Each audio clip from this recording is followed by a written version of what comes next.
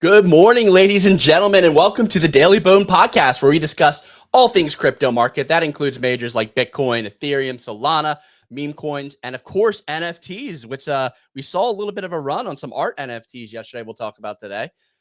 Today, we're going to talk about Robinhood's new Bitcoin futures feature unlock. Big things coming out of Robinhood. We're going to talk about Kraken's KBTC token following Coinbase there releasing some rapid Bitcoin.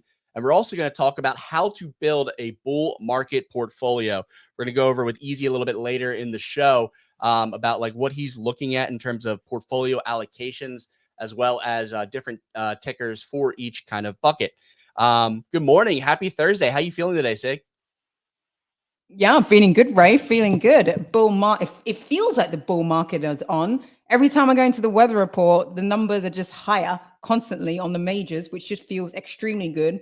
Meme coins doing extremely well. All the signals and all the little signs that we're moving in the right direction for the end of the year. Things are playing out exactly how we've been talking about in the show since summer, actually. Just since summer. And I kind of always felt like we just needed to get over this lull period, which feels really long because you expect it to kind of start in September, but really it's kind of taken until October. But I'm glad we're here, butts and seats, and we ride this till the end of December. Yeah, I agree. I mean, I'm starting to see some bull posts from people who have been like not in the woodwork lately. Seeing a bunch of people calling for breakouts on Bitcoin over the last few weeks, calling for new all-time highs. October about midway through. We have the election cycle just over 2 weeks away. 2 weeks and a handful of days now. So definitely going to be some interesting stuff to look forward to.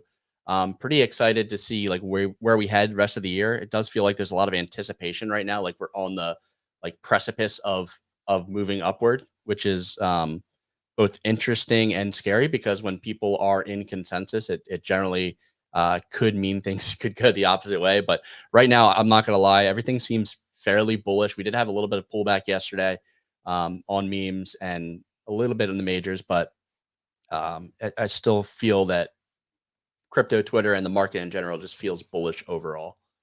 Yeah, definitely, definitely. The only thing that's happened recently, which I was like, interesting, because I thought it would be more successful, was Trump's token raise. So I know we spoke about it, I think it was 2 days ago, whether he was raising 30 million or 300. He was raising 300. So I think he's only managed to bring in, it was like 12 million, I believe, the last time I saw the story.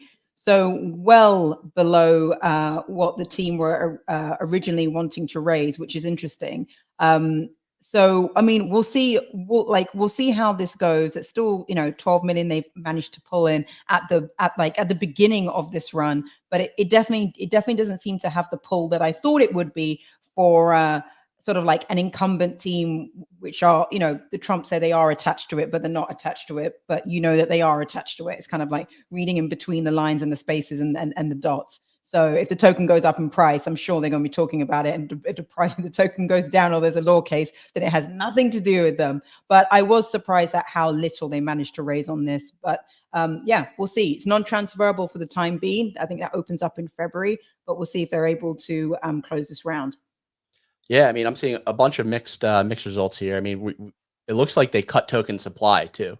It was originally supposed to be 63% of tokens available to public, so now that's dropped to 35, making the community growth went up, and I believe initial supporter allocation is also went up, which I'm not sure what that is. If that's like insiders, team, etc. For the insider allocation, and then like. Definitely be careful with like the fine print because it says like you should assume these tokens are going to be non-transferable indefinitely. I know they are talking about opening it up, but just need to be careful of the fine print. And like if they don't, they could just be like them covering their ass in terms of like regulatory like issues. But there definitely is a lot to be wary of here with this token. Yeah, but I suppose you could always approach it, Ray, just like any other meme coin. If you think a meme coin has a high percentage of rugging, you obviously put a low amount in. And I think for this token, you can almost approach it with that kind of risk tolerance where like, well, if I lose it, I lose it. But you don't need to increase the allocation that that you'd give to this token just because of the branding that it has. I would treat it as any other meme coin. And if it was possible to look at the bubble map, I'd be looking at that, like checking it constantly. But since we can't, it's just a question of allocating way less than what you normally would. But I still think it's worth being in it, just to be part of the first potential presidential token out there.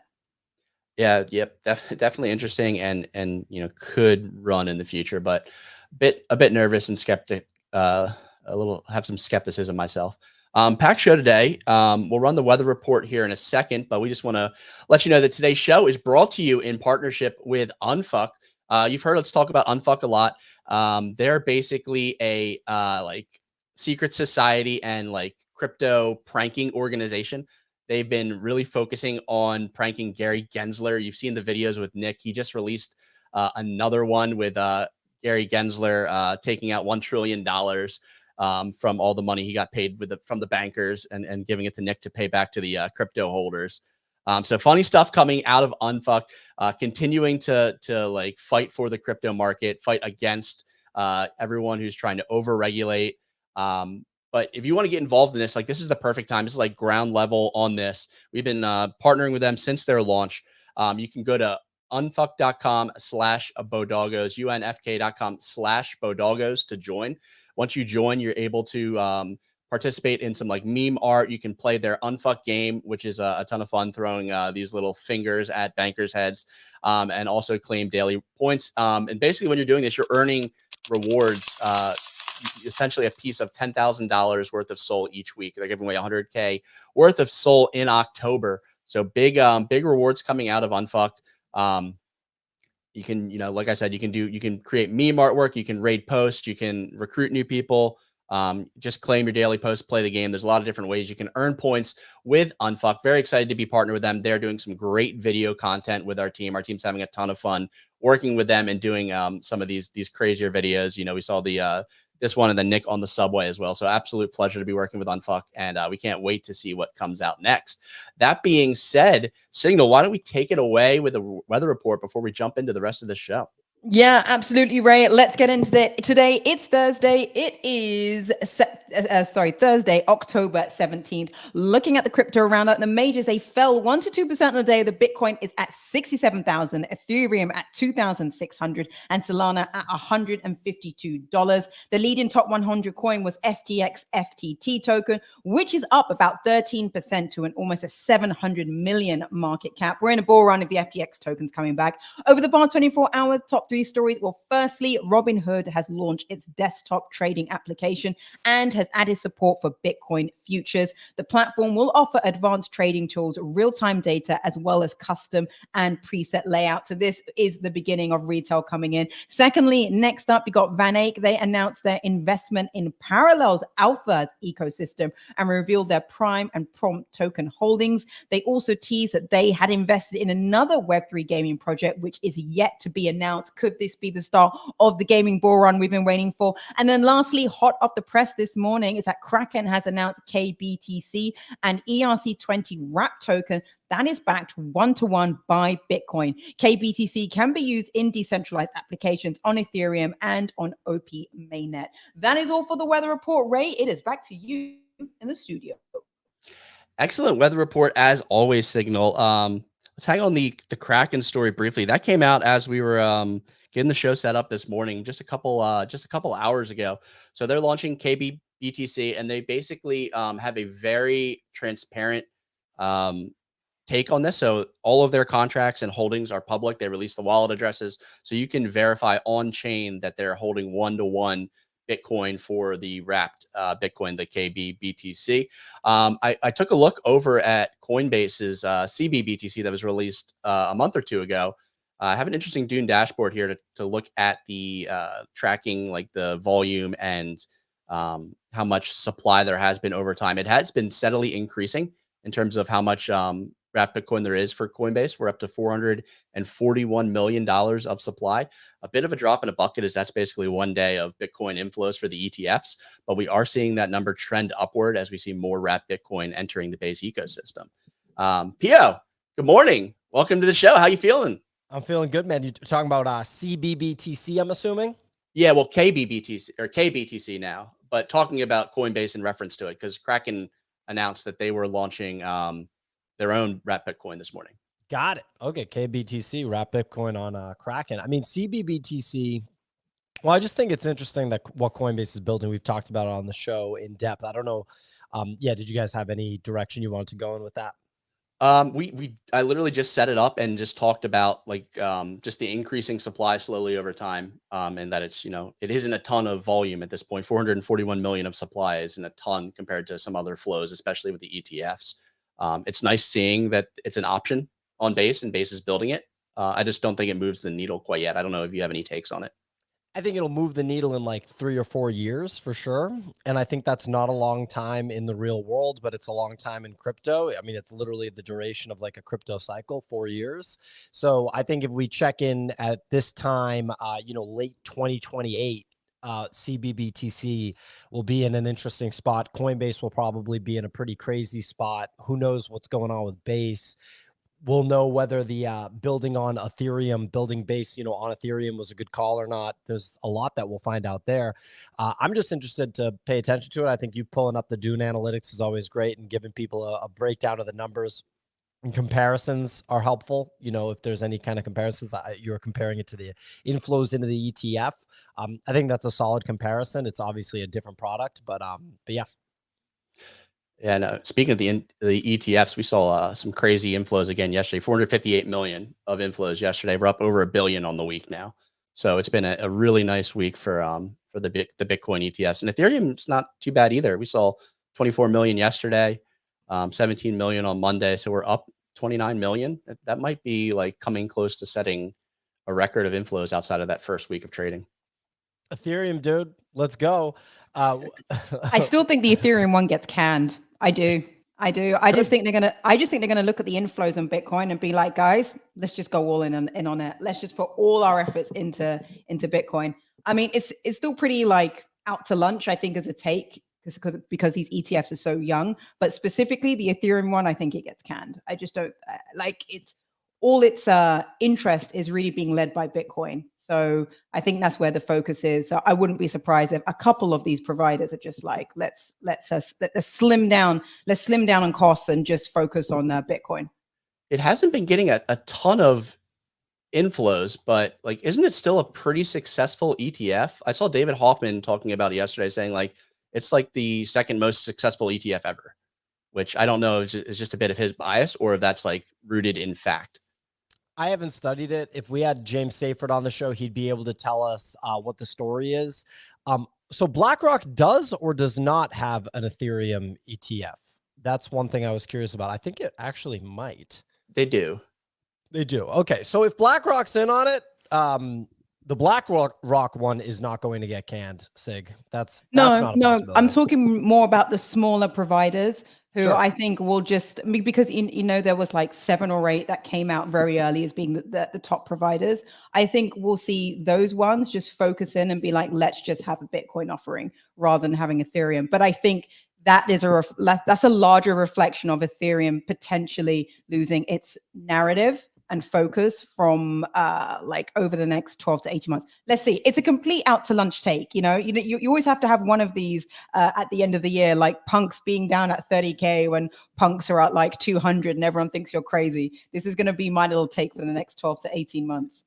I like it. Overarch saying Larry Fink literally said Ethereum is their choice for tokenization. LOL. That is true. I'll be curious to see what that looks like. I would imagine Coinbase is involved. I would imagine that Coinbase would be involved with that Ethereum-based tokenization. And when Larry Fink says tokenization, he means, for example, tokenization of securities, essentially changing the piping of the traditional finance system so that instead of, having like ACH and things like that, you're actually using crypto. How long that will take, who knows? It would also be very nice to be able to trade stocks 24/7. I used to work at a firm that settled the foreign exchange transactions for basically the entire world. So if you traded, if you swapped Japanese yen into US dollars or you swapped euros into dollars or something like that, the firm that I worked at actually settled those trades every business day. And when I think about it, I'm like, you got all these people working at this company. or you could just literally have the blockchain do it without any employees. Like which one's better, right? And obviously the blockchain's better. Obviously it's better to have it be done automatically. Preferably to have it be secured by proof of work architecture, but obviously that's not the case with Ethereum anymore. But I'm sure whoever, ends up building that system will, have thought through that, and it'll be secure. I mean, Ethereum's obviously a secure network. Maybe not secure enough to be like the new global money, but regardless, secure enough to exist. So we can move on from Kraken KBDC. We got a little meme coin section here with Ray.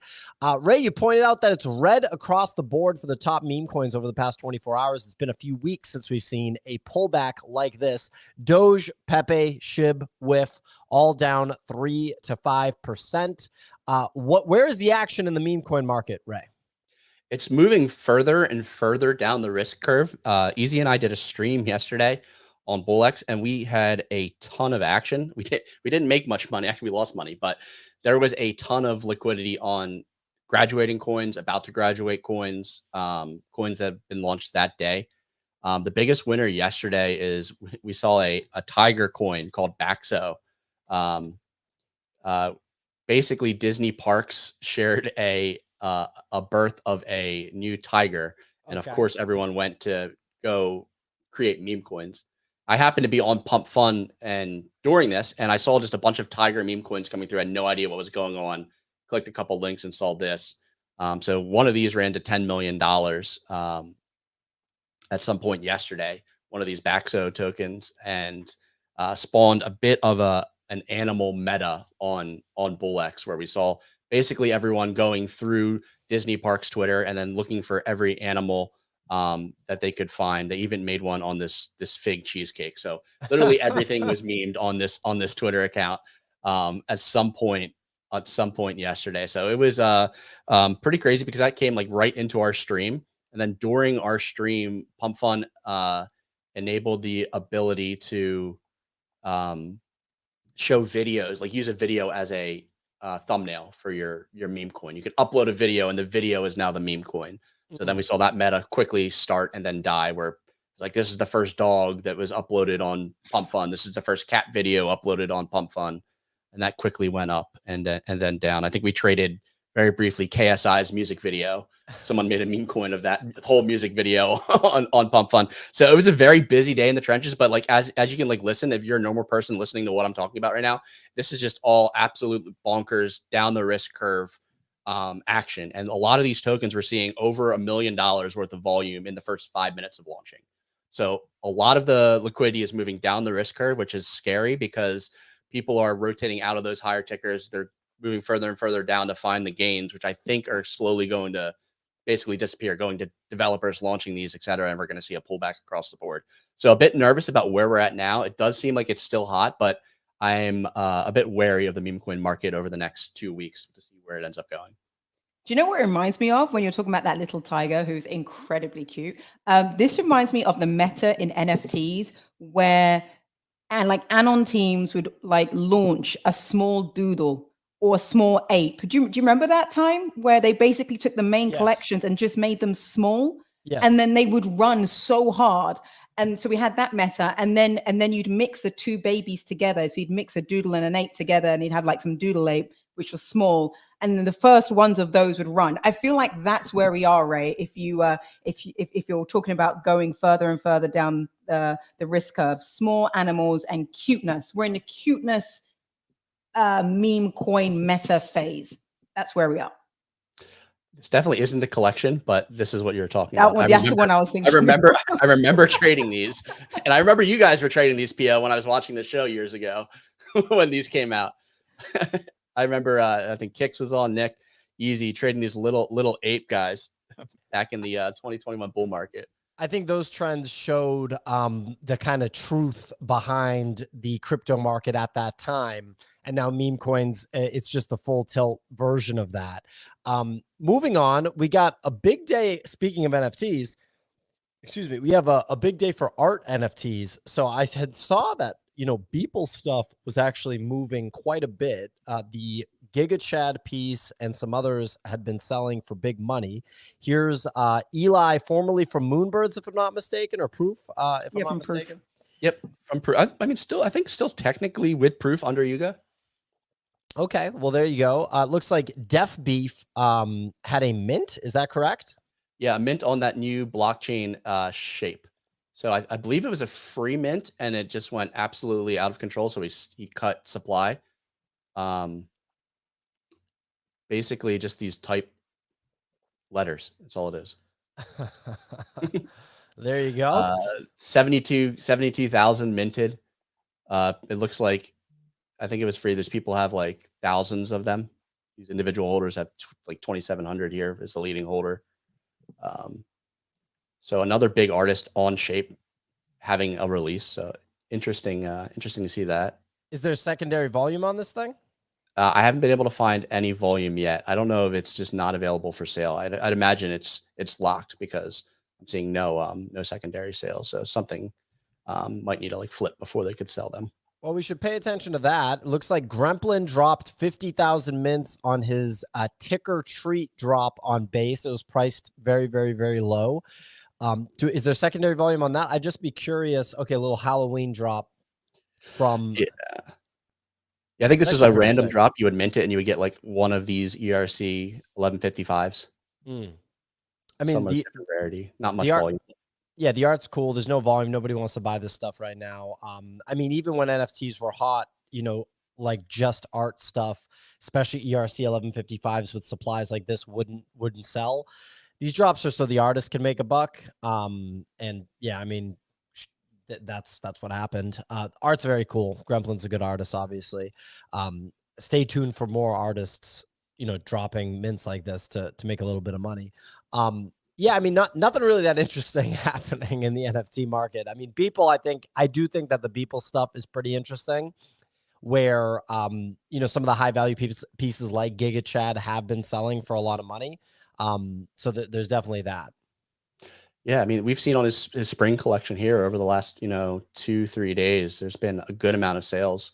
Floor's been up from 6 ETH to 11 now. There's just a sale at 30 ETH 9 hours ago on, I guess this is the Giga Chad, right? Yes, that's the Giga Chad. Yep. Yeah, big sale there. That's interesting. It's like still so relevant. Oh, absolutely. So real quick, we got some quick hitter news stories, and Ray, I just hit you with a quick note in the private chat. Blockchain lending protocol Radiant Capital loses 50 million in the second hack of the year for them. Another just a casual $50 million hack, very normal in crypto. Nick Carter pointed this one out. Stripe is in talks to acquire stablecoin fintech platform Bridge. So Stripe, very, very valuable fintech company, been around at this point for quite a while. I wouldn't be surprised if Stripe's actually been around for over 10 years, maybe like closer to 15 at this point. And Nick Carter pointed out that would be pretty big. I agree. All of these, kind of traditional finance companies of any sort getting involved with stable coins is really, really big. So that's pretty interesting. We got Solana flipping Ethereum in 7-day DEX volume. So more bullish kind of metrics for Solana, although I do think that Ethereum will have a moment over the next 12 to 18 months. We'll see when that happens. Other than that, we got World Liberty Financial, the Restore the Republic or whatever. Or it's not, sorry. I was calling it Restore the Republic. That was the coin that dropped like a month ago, right? That was like an Insta rug. Yeah, that was the one that was like Martin Shkreli and Barron Trump tied, apparently. So yeah. I couldn't remember like where you were getting that phrase from until you just brought it up right now. I was like, Restore, is that the tagline for it? It's like, that does sound very familiar. That's why, because I just liked asking people if they were going to restore the Republic, meaning buy this coin. Okay. So, well, first of all, it's still crazy to me that the mainstream media doesn't report on this at all. And it just shows they know that they can't even dream of figuring out crypto even like at even 1%. And so they don't want to try to attack Trump over this because he's making money, like he's making millions of dollars. So he could just flip it and be like, well, I made X amount of money, and they could just like, have egg on their face. So the mainstream media's policy is just don't touch that thing. We don't get it. We're not going to try to figure it out. We're not going to ask anybody about it. We don't get it. So World Liberty Financial reduces token sales supply from 63% to 35% after only selling $12 million of the original $300 million goal. Still a lot of money. MoonPay announces support for Say, allowing users to top up their wallets using credit cards, Apple Pay, and more. Love seeing more fiat on-ramp, making it easier for normal people to get involved. And then obviously Ray talked about how robust the Bitcoin ETF inflows have been. Another $500,000 a day, $1 billion in 2 business days this week. Pretty crazy. Total on the week's $1.38 billion. Those numbers are going to just get absolutely insane. Like a year from now or something. That's going to be crazy. And then it'll be interesting if we have another crash the way that we've seen in previous cycles, what traditional finance investors think of that. It'll be something. So, Ray, you want to talk about portfolio management here? Is that right? I do. And Easy's going to be joining us shortly. He had some issues getting back to his place of stay, but he's going to be talking a bit about this. But basically what I want to do is like look over like what is an optimal bull market portfolio. We're kind of getting in a position now where the market could be taking off and we could be seeing this cycle like really heat up.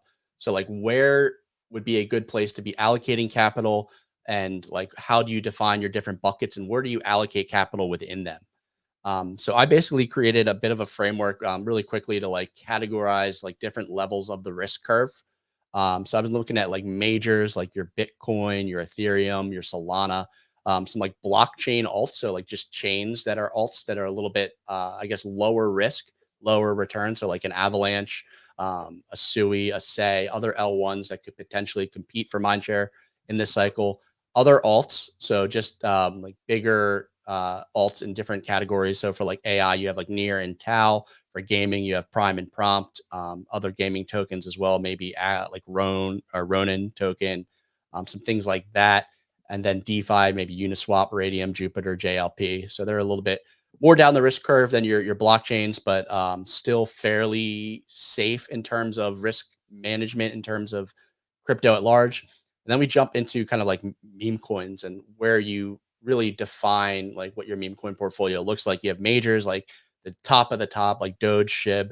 I'm not even sure if I want to include like Pepe, Whiff, and Bonk in this category, because Doge and SHIB have just proven that they can be multi-cycle coins at this point. But I am kind of just like lumping in some of the bigger coins like Pepe, Whiff, Bonk, like meme coins that do have a little less downside, less upside potential. You got mid-coin or like mid-cap meme coins, looking at stuff like Mew, SPX, Popcat, Bohm, things in the like $500 to $1 billion market cap range. These things could still go to zero at this point. These things also, could still have, a 4 or 5x in them, getting to, over $1 billion, $2 billion market cap during a really hot bull run. Small cap meme coins, things like under 10 million. Easy's talked about a few of these on the show: Glorp, Stan, Used Car, and then just meme coin gambles, like your pump fund balance, essentially what you're gambling on, tokens that are graduating, like sub $2 million market cap coins. And like my main question is like, how do you look at these different categories in terms of allocating a portfolio for this bull run? Where are you looking at like shifting liquidity? Are you making any changes, et cetera? Like, I know you guys are just seeing this and hearing this framework for the first time, but I would love to hear your thoughts on like how it's laid out and like where you would be allocating like percentage wise on something like this. Signal? Oh, Sorry, a lot of words there. First of all, I think whoever can answer this should be paid for their time and money. Like, no, that's a really good question, Ray, and it's obviously something we all think about. I guess at the back of my mind, first of all, I'll be thinking, what is my time horizon for this? Because you said it's a bull market portfolio, but I'd be thinking about how long I'd want to hold this portfolio. I would be thinking about of those, like, let's call them verticals that you spoke about, which ones do I actually want to be in? Which ones can I research and actually feel like I can understand and have an edge in it? Because I don't think it's a good idea to be in all of them at the same time. I'd be thinking about how much attention do I want to give this portfolio? Like, do I want to be checking in every day? Do I want to be checking in once a week? Because that's really important, because if you're easy, you might be checking in every 20 minutes and you're okay with that, versus somebody who just wants to like set and forget. So those would be like my big questions at the back of my head before I even looked at which sectors I would go into. Then I would look at all those categories and I would do less, just do less. Out of everything you've said there, I would do less. And I'd pick my like 5 strongest areas that I think I could be good at. And then for the stuff that I'm not good at, I would go into my network and ask them, like for gaming, for example, I would go to Kix and I would ask him, what would you pick in this area? So I would do that for this, like the specialist categories. And I would over-index quite a bit in my strongest convictions and take obviously smaller bets in the less stuff. And I'd keep a pot of money just to play. So I don't believe that you need to go all the way down the risk curve, but I do think it's fun. And I would definitely keep a small pot to play in down there. That's kind of how I would approach it theoretically, but that is not a portfolio I think many people in crypto could construct by themselves and construct it well. I would definitely take outside advice on some of those verticals. That would be my big takeaway from that. Well, we got Easy here. Easy. So what we have here is we have a portfolio management conversation. And Ray wants to know how you would manage a portfolio with a number of different categories. We should have a visual for this, so we'll definitely get one for future discussions like this. But we have the majors. I think everybody knows what those are: Bitcoin, Ethereum, Solana, etc. We got blockchain alts, things like AVAX, SWI, and SEI. We got other alts like AI coins, gaming coins, DeFi. And then we have different categories of meme coins: the meme coin majors, the meme coin mid caps, the meme coin small caps, the meme coin gambles. So essentially it's just the majors, the alts, the other alts. Yeah, it's pretty simple. 97% memes. Nothing else. Extremely down the risk curve. 20K market cap max. Nothing more. Shotgun approach. $100 into every single one. Whole portfolio allocated every single day. Clear out the positions at the end of the day. I think I'm describing 95% of crypto Twitter with that one. But in reality, it's like my port right now is probably 70% majors, basically fully allocated to majors. Somebody asked me today, when I make money on Solana meme coins, what do I do with it? And I truthfully right now, I'm taking it out. I'm taking it out and putting it in the bank, like completely out. It's going to USDC and then going to my Coinbase and being withdrawn. Like that is how far on that side of it I am, because my major allocation is pretty good, I'd say. Like I have a pretty large stack of Solana that's been staked. I stake 90% of it across 2 validators. I think I'm at 60% liquid staking, 40% of it non-liquid to like a traditional validator. I use Soulblaze for liquid staking, and I use Helios for traditional staking, just because they don't take fees, things like that. But that's like my easiest way to compound Sol organically because it has an APY. So I'm beating inflation with that. But aside from that, major-wise, I hold 1 Bitcoin still, and I have 0 liquid ETH exposure. I'm entirely Solana. Just think from the majors, it outpaces this cycle. So that's kind of my bet, and it's been my bet since sub $30 as I was continuing to add with size. As far as like alts, that's probably about 20%, and then 10% are memes of my 100% allocation. Out of net worth wise, I'm probably 75, 80% liquid exposed right now. So I don't have a ton of fiat ready for like investing, I would say. Almost entirely full ported going into this cycle. And as I make new fiat, there's some swings, but mostly right now, it's like my major exposure is, as I take a look here, it's like 90-10 Solana Bitcoin, which is pretty wild to a lot of people. But I'm more comfortable with that side of the risk, just like because of my average on Sol that we're already well up on. As far as alts, that's about 20% of total crypto exposure that I have, which is AVAX, NEAR, and right now SUI. Those are the 3 that I'm like largely still buying into and finding opportunities on. And then 10% of the port is memes, which is active, like aggressive trading. I heard Sig talking about it, like someone who may check the charts every 20 minutes. That's that port. And then I even break that meme port down. 50% of it goes into swing trades, which are multiple days to a week. And those are the ones I chart, like the 1 to 10 mils that I set buy orders and sell orders on. I don't check those. That's completely automated. When I chart it, I set a stop loss, a take profit, and the 3 take profit lines and a buy order. And if they don't hit, they don't hit. And that I actually readjust probably every 72 hours. Like if those orders don't fill, I'll cancel them. If they fill and are in no man's land, I'll close the position. If they hit the take profit and sell orders, it's automated. So that one I don't actively manage. It's more I look at charts, spend a little bit of time every few days, find a couple charts that are interesting in that 1 to 10 mil range because I think those have the highest upside, and then automate those trades. And then The other 5% of that is like active in the trenches. What me and Ray were doing yesterday, we're like, we literally were trading KSI's music video, which I heard him talking about. That was a 34-second trade when I looked on chain. Yeah, we killed that. That was one of our better ones. We made 85% in 34 seconds on one sol. So like, you can't really beat an industry that'll pay $134 in 84 seconds. Like, it's tough to beat that. But then again, we also both pissed away like $300 just chasing other random stuff throughout the stream. It was a good stream though. We somehow managed to time it for a Pump Fun update and right after the Tiger from Disney launched. So I hope that was helpful, but it is kind of a variety of different things, I would say, that cycle through like how we navigate it, how I navigate it, my portfolio allocation. I'm fairly heavily allocated when it comes to like stables. So my question is like, does this change at all as the bull market ramps up and things become a little more nutty? Do you become more risk on in that scenario? Or are you pulling more off?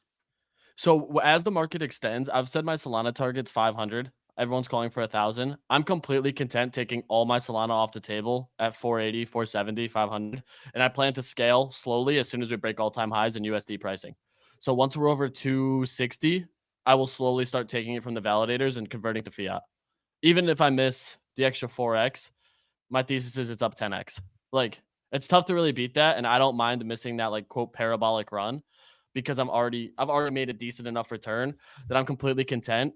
Now what I'm going to do with that is go full boomer and like look at rates, look at treasury bonds, other passive ways to just make a couple percentage on a large stack, and truthfully sit fiat for a lot of it, waiting through 26 when I anticipate the market completely turns back around.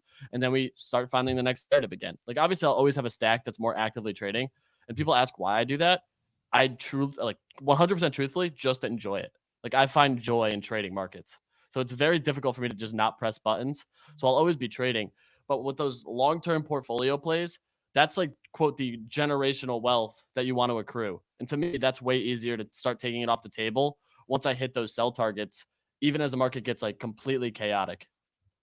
So would you consider moving into Bitcoin out of the Solana? Or are you going there is a full plan to buy Bitcoin. I want to hold a total of 5 Bitcoin by the end of it and convert the Solana profit into that. So that's 4 more Bitcoin. Realistically, I'll be buying the tops of it. I anticipate an average buy on those at $100,000 versus the one I hold now. But I'm comfortable with that. Like, ending up putting in right around 440,000 would be the total number, because I think I bought my full Bitcoin at 40K average, like 42K, which I've just been sitting on. Like, that sits in cold storage and I don't touch it, because like I think Bitcoin goes to $1 million over a long enough timeline. And I've said, dude, I think I can live on $5 million and make me enough money without ever having to worry about anything. Like, just passively off like traditional boomer means. You'll have way more than $5 million if you have 5 But that's Bitcoin. just a Bitcoin stack. Oh, Yeah. I agree. Yeah. But I mean, like, I think I can get there with that, just truthfully holding it. And that's why I'm comfortable just putting it in Bitcoin. But I want 5 Bitcoin during the parabolic run.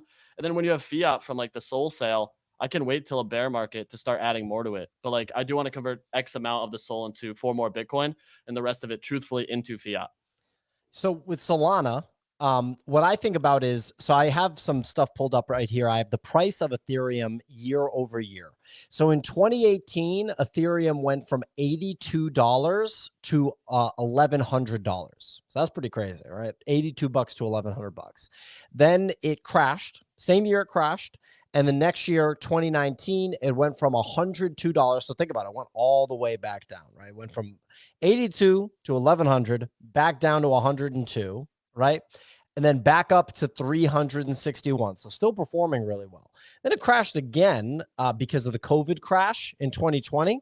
So it went down to $95. And then by the end of 2020, it went up to 533. This is when Bitcoin went up to like 30K in 2020, right? So $95 to 533.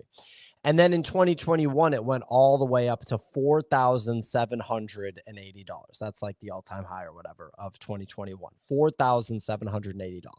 So the thing that I'm pointing out is in 2018, it went to, $1,100. And then 3 years later, it went up to almost $5,000. It went up another 5x, right? And I just know that it's really hard to end up with more of the asset after you sell it, because when you sell it, you actually are you're sending it out into the world. And I meet people at these conferences that say things like, yeah, I've been in crypto since 2013. I've been in crypto since 2015. And they all say that they wish that they had just bought Bitcoin and held it, because they all had amounts of Bitcoin that would be worth so much money today, because they were trading it from like, $100 to $500 a coin and stuff like that. Right. So if you were, even Murad, I think Murad was talking about that in like one of his first interviews that he kind of blew up with, is how much Bitcoin he was trading back in the day and how he wished he accumulated more, things like that. I'm not selling any of my Bitcoin at all, period. Literally none, zero. No Bitcoin's going anywhere. And quite frankly, I've never sold any of my Bitcoin. None, zero. Okay. Solana. There's one side of me that wants to do what Easy's doing and to take profits, because my average buy price on, what I consider to be a significant amount of Solana. Some people listening might not think it's a significant amount, but what I consider to be a significant amount of Solana is like $35. So I got an average buy price of like $35 on this Solana. So if it goes to like $600, well, that's a pretty good, quote, trade, right? And then maybe it crashes really aggressively because it's not, it's further down the risk curve than Bitcoin, and the market disrespects it the way the market disrespected, Ethereum back in the day and stuff like that. And then, but if it goes back up, and then, it sticks around, and then the next cycle, Solana's like $2,500. I'm going to feel weird staring at the $2,500 price and remembering how much of it I had at like a $35 average buy price, and I don't have it anymore. Or maybe I have less of it because I sold it, right? And so, yeah, is it an amazing thing to sell at the top and then buy back in at the bottom and I got way more? But how many people actually have done that? Like, a lot of people say that they've done that, but like, I'm like, I don't know if I believe you, because if you did that at the same time, though, yeah, why would you don't lose sleep over that, in my opinion. Like, that's the thing, is like, in order to actually recognize profit, you need to sell at some point. And that's like what shocks a lot of people, is like, yeah, you can hold forever, but like, until we can spend this crypto as if it were cash, it quite literally is magic internet money, regardless of like how, like, anything you think about it. I can't go and buy a house, any house, there are some, with Bitcoin yet. I can't go into a 7-Eleven and buy a water bottle with Solana or Solana Pay yet.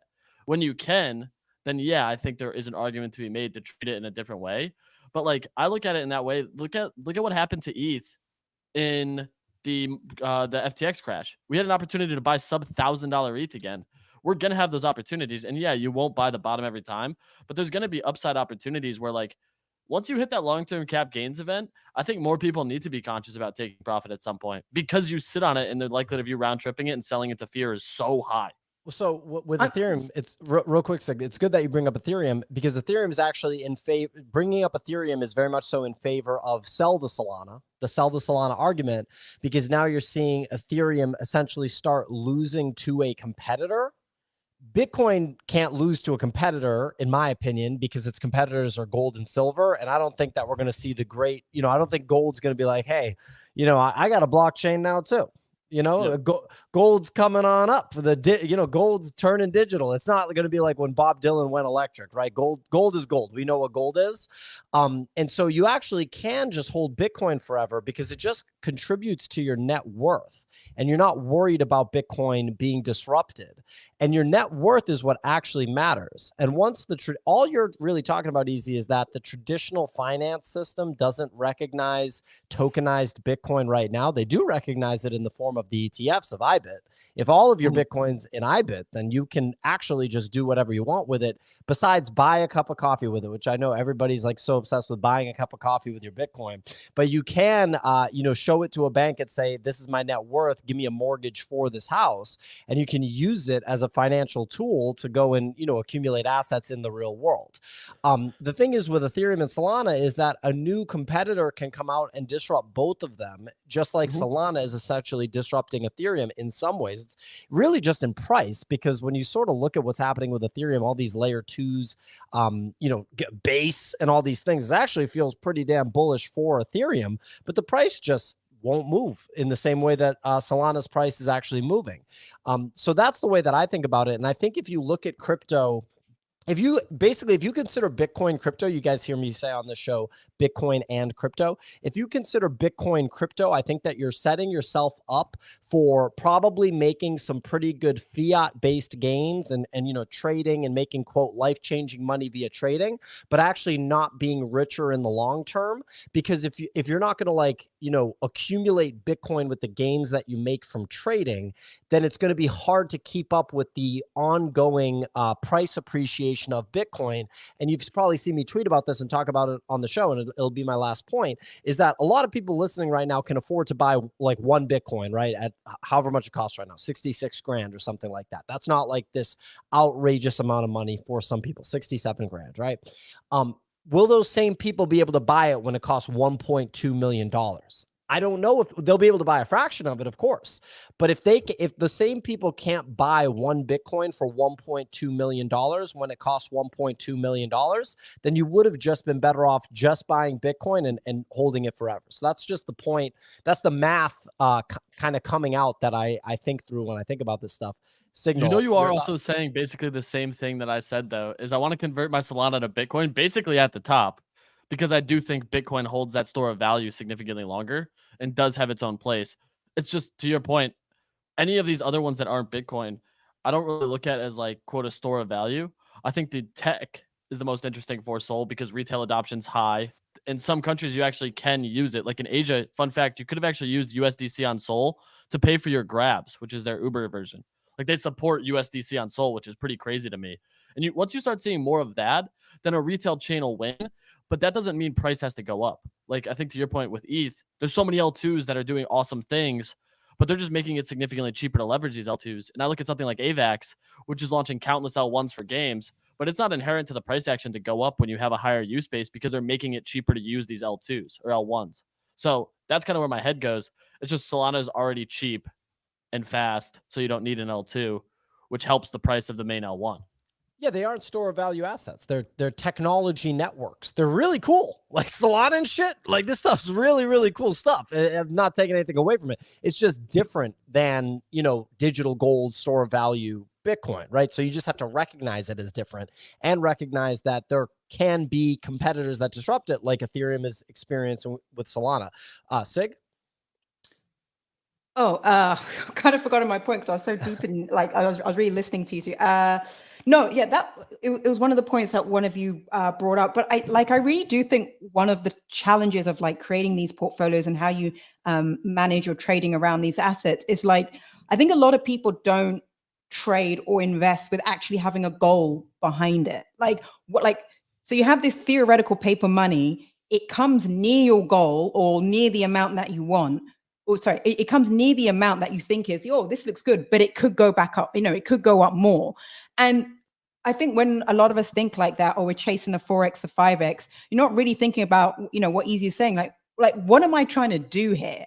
Am I trying to buy a house? Am I trying to, I don't know, hedge my net worth against inflation? Am I trying to do something for retirement? Like, I don't know what people's goals are, but I think the big challenge is most people don't have goals when they're trading in this space. They're just trading a net value number that is somewhere made up that I can imagine is probably somewhere in the millions, and those like imaginary numbers floating around means that when you do get a trade that actually could be a really interesting 4 or 5x, you never take the money away because you're always kind of looking for the one that will just hit that magical number that's back in your head. But I think trading with actually having a proper number in your head, which is linked against something that you want in the real world, will force you to do what Easy is saying. And that's actually take that magic into internet money off the table, turn it into real profits in the bank, and then go buy that house or whatever it is that you're trying to get. And I don't know, I spend a lot of my time like looking at property in like wherever I travel in the world. I always look at property agency windows. I just like knowing what is the price of property in different areas around the world.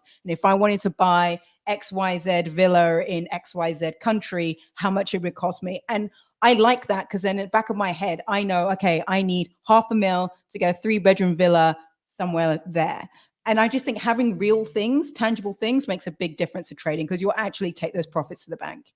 Absolutely. I think the only thing about that sticks out to me is, if you're going to bucket everything together and you consider the Bitcoin magic internet money, that's where it can get a little convoluted, because if you're like, well, I'm going to trade, I'm going to get gains, I'm going to have an exit plan, I'll know when I want to take my chips off the table, and you bucket everything as one asset class, you don't separate Bitcoin and crypto, then you're not going to have the Bitcoin. And that's the real one. That's the one that's like not speculative. That's the one that's going up forever. Obviously, there will be crashes, but it's going up forever. So if you don't end up denominating in Bitcoin, you'll do all this work with the trading, but you won't outperform, the people that just ended up plowing money into Bitcoin the whole time. Just one example. I met someone at a conference, and I think they listen to the show. I don't know if they're listening right now. And, he said to me, he goes, I like listening to your show. I was like, oh, thank you. He's like, but I don't agree with you on Bitcoin. I was like, okay, that's fine. And then he told me that he's been in crypto since like 2013 or 2014. And he's been trading. He was like, I traded Bitcoin from like $20 to $50, from $100 to $150. And in my head, I'm like, this guy's been in Bitcoin for so long. He was buying it for so cheap. He's watched it go from $100 to $66,000, and he's still like, yeah, I don't know about that thing. It's like, dude, what needs to happen for you to be like, yo, I should have just held the damn Bitcoin? And he made a comment like, crypto's my play money, and I just found that so fascinating. I'm like, how could you not, see, like, Bitcoin's gone from $100 to $66,000. You think it's just going to stop now? Larry Fink said it was a flight to quality. He's shilling all of their institutional clients that Bitcoin is the digital gold and the future, kind of base layer of finance. There's ETFs in market. Like, what needs to happen at this point? Michael Saylor, Elon Musk, like all these people, So I just don't want people to, like, when I talk about this stuff, I just think that you can easily miss the forest from the trees if you're going to bucket everything together, because they are different things. I'm not saying like Bitcoin, it's the best money, it's the best store of value, but the technology stuff, the ETH, the SOL, the AVAX, all these things are super cool. I'm not saying that they're not insanely cool, and I have them, I own them. So I'm like, I'm in on them, right? Although I do sometimes do the math where I'm like, well, look, my Solana's obviously outperformed Bitcoin because of the crazy run that Solana's had. It had that period of outperformance during the beginning part of the cycle. Bitcoin's now narrowing that gap as it goes up. Hopefully Solana outperforms again for the end of the cycle, and I actually do believe that'll be the case. But when you start factoring in taxes, fortunately, it'll all be long-term capital gains tax for me if I do choose to sell the Solana. But when you start factoring in taxes, it starts being like, should I have just bought the Bitcoin the whole time because I know I'm not going to sell any of it? Should it just have been Bitcoin? I'd have a way bigger Bitcoin stack if I just hammered Bitcoin the entire time. So the math sometimes doesn't add up. If you end up making like $1 million after you put in like $1,000 on a meme coin, like if you throw $1,000 into a meme coin, you make like 1.1 million bucks. All right, yeah, that makes sense, but you're probably going to get audited or something. That's the only thing. So there's a bunch of factors that come into play with this stuff, and I'm sure a lot of people could be like, yo, you pay taxes, dude? What, you crazy, bro? It's like at some point when you're a grown up, like you got to do grown up things. So anyway, any closing thoughts on this? Ray, what do you think? I got distracted when you said turning X into X, and I remember the post I had highlighted 4,600 into 36K in 30 minutes yesterday. Just highlighting how funny that can be. I have a couple. Bitcoin doesn't give us those gains. I'm saying absolutely not. No, absolutely not. I mean, there's a point here into like not having debt, paying off the house, having the house you want to live in, and having less stress in your life. Like there is a point, but I think like after that, then holding Bitcoin makes a ton of sense. But yeah, but you need to like, yeah, go ahead. No, I was going to say, so the thing about everyone's obsessed with this. Everyone's like obsessed with the like, yeah, but I paid down my mortgage. That's cool. But keep in mind, you can just look at your net worth in terms of Bitcoin. Like you can look at how much Bitcoin you have and how much it's worth and just not be worried because you understand it's not going to go to zero. Even if it's like volatile, it's not going to go to zero. And like you have a job to pay your mortgage payment every month, right? And that Bitcoin is just going to skyrocket. And if you just wait and just watch it go way up, you'll be like, well, I'm glad I didn't pay down the mortgage. There's actually, of all people, there's a video by Andrew Tate on this. We can't play it because it's like, he's really goes for it or whatever. I'll give you the rated G version. He's just like, if you're not rich and you're not buying Bitcoin, then I don't know what your problem is. He's like, if you're rich like me and you already have a ton of crypto, it doesn't matter. You can spend your hundreds of millions of dollars on real estate. It doesn't matter because if crypto goes up, I've still made it. He's like, but if you're like, and he does like, I don't even remember the voice he does, but he's like, I want to save up to buy my first house. And then he just like starts insulting the viewer, like really bad, to the point that like I have an explicit sense of humor. I think explicit things are very funny. I was taken aback. I was like, oh my God, this guy really goes off. No wonder he triggers people so much. He goes hard in that video. But anyway, the point is like, it's better to buy Bitcoin than real estate. I could have bought real estate over the past 4 years like 20 times. And I'm just like, nah, I think I'm just going to stick with the Bitcoin. It's way better. It is cool to have a rental property. That's pretty cool. But it takes so long for those to yield big profits. You know, like you hear Grant Cardone, he's like, I'm going to take that 5K. I'm going to turn into 10K. I'm going to buy 3 units. Then what's going to happen after the 3 units? It's going to turn into 6 units. Then you got 6 units. Before you know, you got 30 units. And I'm like, I don't think it works that fast, Grant. And you're like 60 years old, bro. And you were buying it when you were like 22. It's a different ball game now. So anyway. Yeah, I kind of think, well, first of all, your Andrew Tate accent, that was one of your best. I can't say British because Andrew Tate's accent is all over the place, but that was one of your best British all over the world accents to date. So number one for Andrew Tate. But the whole, like, I think the whole house thing, it really depends where you are in your life. If you're like some 20-something-year-old where you can just sleep on a mat and go anywhere and sleep in your friend's cupboard because you don't really care, you need minimal in life. I agree with that argument. But when you're like, you probably got a family and you got kids, you kind of want them to know that they have a roof over their head and someone's not just going to pull the rug on you on rent, especially when you're living in a city like, you know, like New York, London, where basically landlords can turn around and be like, you were paying X today. Well, and end of the contract, I'm going to double that. I'm going to triple that. If you're in Germany, great. You've got basically rental control, but most Western European countries don't have that. So I think that argument of you don't need a roof over your head, it really depends where you are in your life, because where you are in your life dictates how much risk you can take. And not having dependents, I mean, take all the risk you can, you know, like you can do anything. You can do absolutely anything. So I don't know, Pia, I agree, but it really depends what stage of life you're at. No, absolutely. I mean, you know, people are obsessed with not having a mortgage. I kind of get it. I mean, you still pay property tax. You still have to, like, you know, pay for repairs. HOA fees and repairs. And there's a whole bunch of stuff. Or neighborhood, if it's an HOA. Like, there's a whole bunch of stuff that adds up. I don't know. I've gone back and forth a lot on buying property. A lot. And I'm like, do I really even want to? Well, don't get it twisted. I would buy it if I didn't live in New York City. Buying it in New York City is just kind of dumb. Like, you can like an apartment in my neighborhood is going to be like $1 million for a 1-bedroom, literally, maybe 1.1 for like a decent one. But and even that wouldn't be that bad, right? There's a lot of people in the audience right now that could just plow a $250,000 down payment. No problem. They're good to go. Boom. $1.1 million is taken care of. The kicker is the HOA fee will be like $1,200, $1,500. Like, what? There's people listening right now where their mortgage or their rent is less than that. And you're saying, all right, cool, I'm going to get a mortgage on a $1.1 million buy. I'm going to pay a $1,200 to $1,500 HOA every single month after that. God forbid there's ever, what do they call it, an adjustment? Or when they need to like change the roof of the building or something, there's something, I forget the language for it in the condo buildings in New York. It's not an adjustment. It's something like Amendment, that. maybe? What is it? Amendment? I don't know. Something like that. There's essentially, they're like, look, we need an extra $300 a month because we're doing this shit. And like everybody's paying it and you got to pay it. Then you're also paying property tax in New York. So you're getting wrecked on that.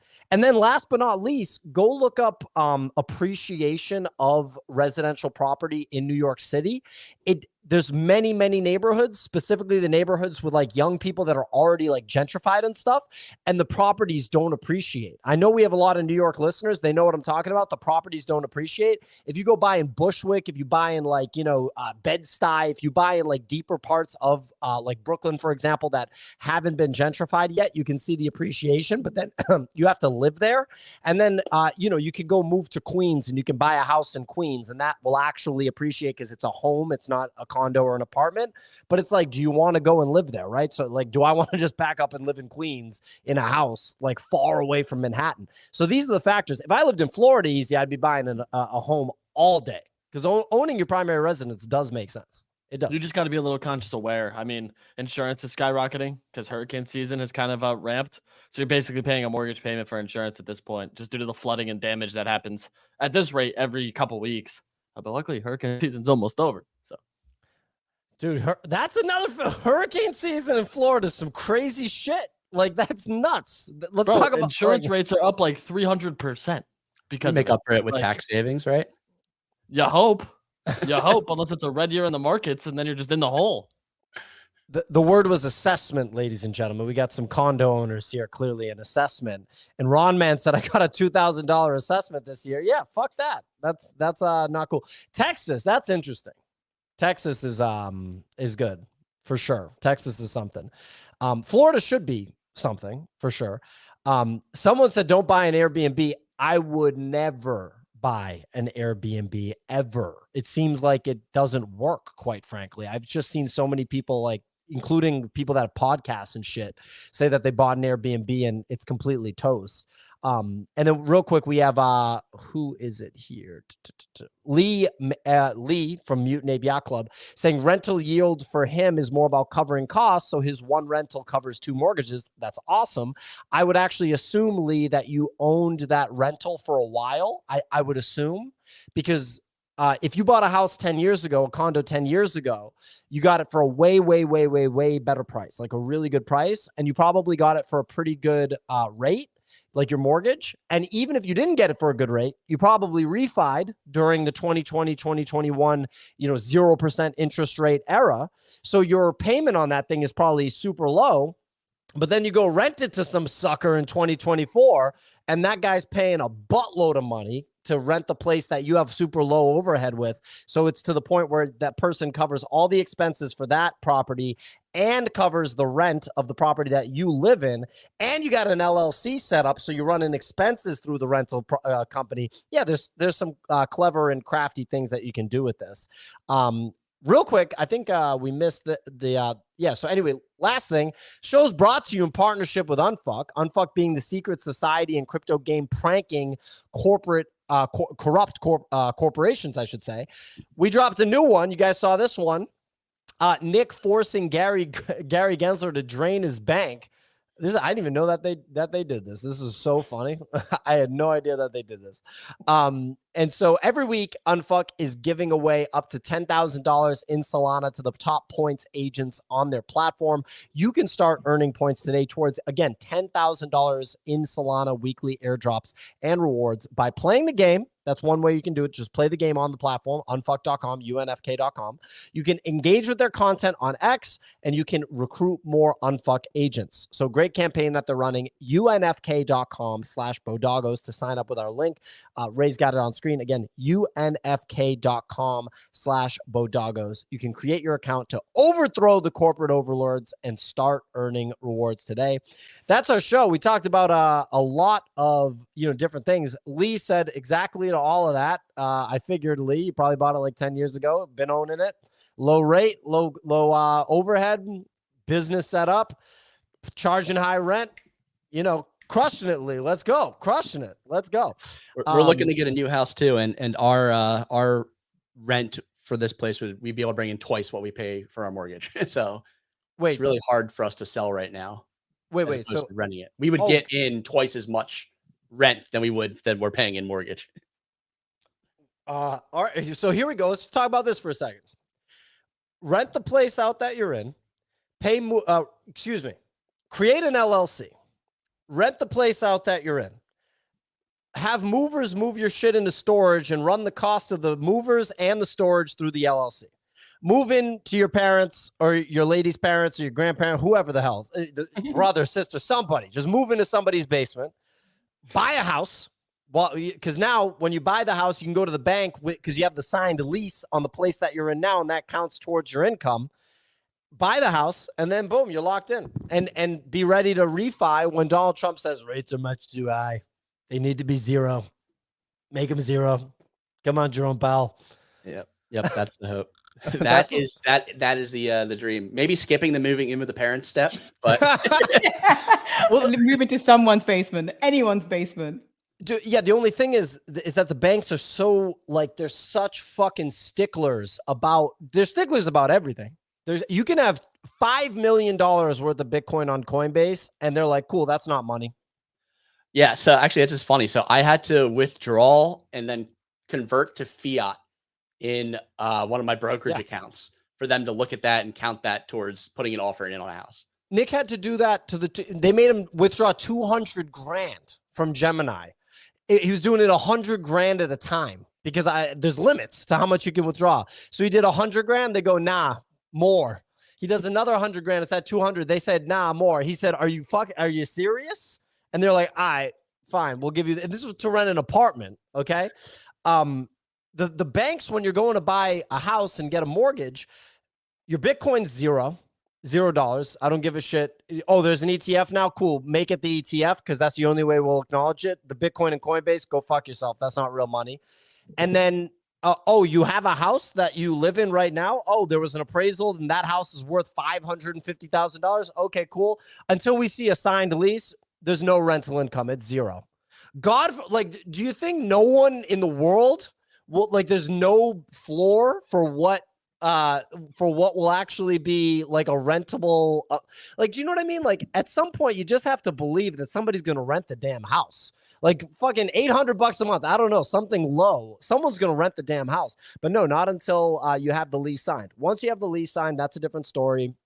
But yeah, I mean, anyway, the legacy financial system's crazy. Then you just go in and you sign literally 90 papers with the lawyers. They tell you what it is. It's so much stuff. Like who the hell could ever read it all? Like right there in the office, it would take like 8 hours to read every single word on all these pages you're signing. You're basically just YOLOing signatures because you're like, I want the house. If I don't sign this shit, I don't get the house. So fuck it. Yeah, and they've got to there's all these extra fees. They've got to do all this record keeping, and they have to pay the lawyer to run down to the archives and that's check the shakedown part. That's the shakedown part. So much of this can be solved with blockchain too. So much of it. And I think it's a matter of time. Yeah, closing costs. I didn't even do closing costs. Fucking 15, 20 G's for closing costs. In New York, it's probably, buying property in New York's just dumb. I'm pretty convinced, unless you did it 20 years ago. Or if you do it the way that I was talking about. Florida's where it's at. Texas is where it's at. California, you're going to get just raked over the coals, although it's really nice to live there.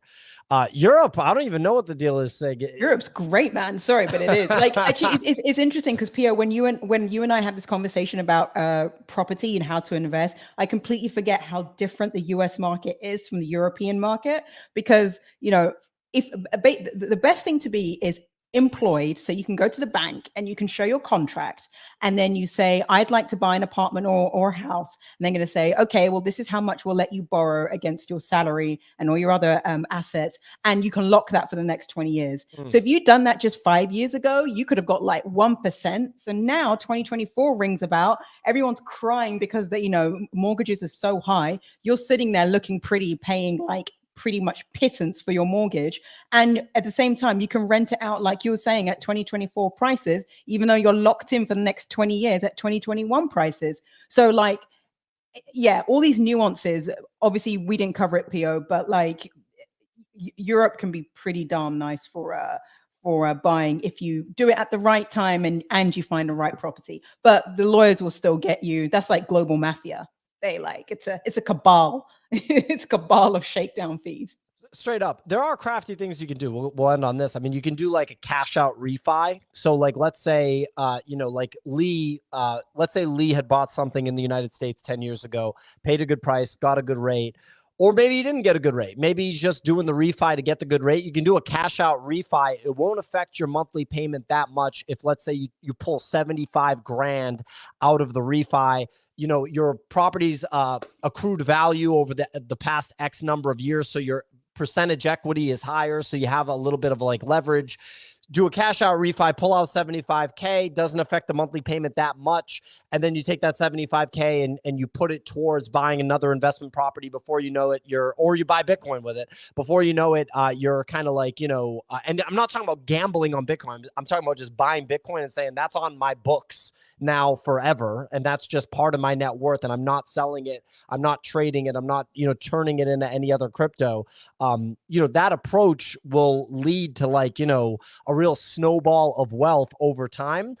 My friend bought a property in early 2020, right when shit hit the fan, which was an amazing time to buy property. I think the rate was like 4%. He refied he refied up, which is rare, but he did it because he wanted to do a cash out refi because the property had appreciated so much and he had such a good equity percentage in the property.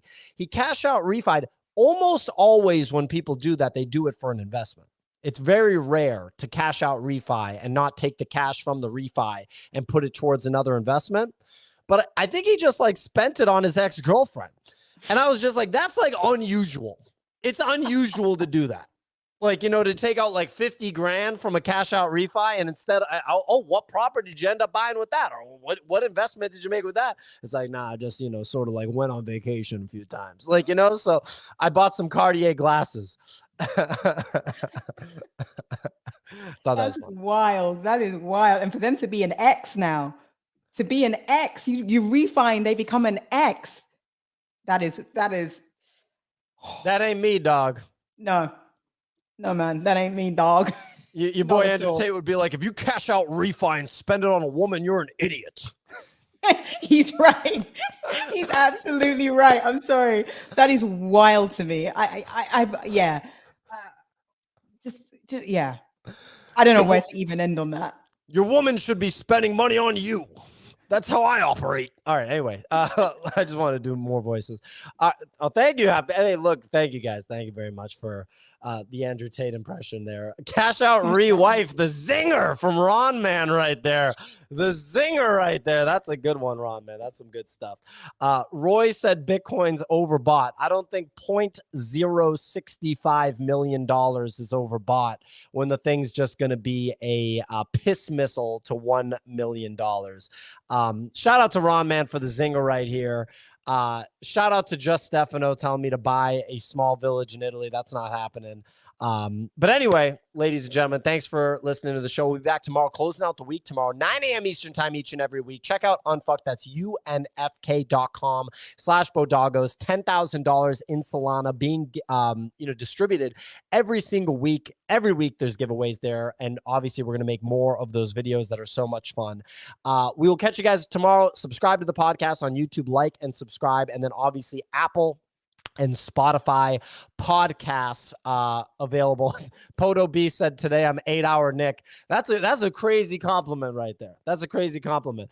When they last thing, when we were doing the fights, Karate Combat, and I got on they have the Influencer Fight Club commentary, so a separate commentary from the main one. I get on there, they're like, yeah, introduce yourself, let everybody know what your brand is and everything like that. I literally just said I'm Choose Rich Nick's business partner, and I was like, I would have never said that. I would have never announced myself as that 2 years ago, but I guess that's where we are. The people got a kick out of that. They thought it was funny. Anyway, catch you guys tomorrow. Thanks for listening. Subscribe.